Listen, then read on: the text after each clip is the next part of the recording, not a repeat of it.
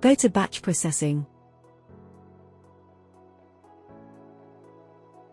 Based on sales data, auto batch process help to deplete stocks. Select appropriate period and section.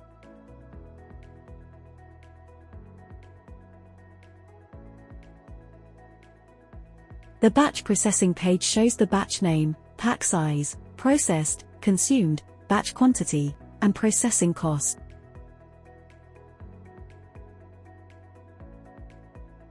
Click on Process selected batches to process further.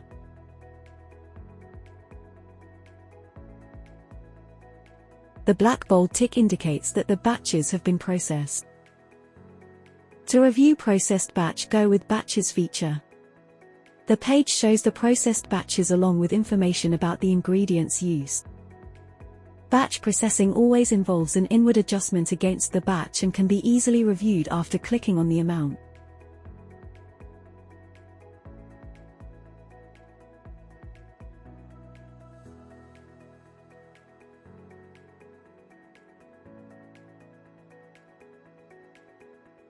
Batch processing always involves an outward adjustment against the ingredients and can be easily reviewed after clicking on the amount.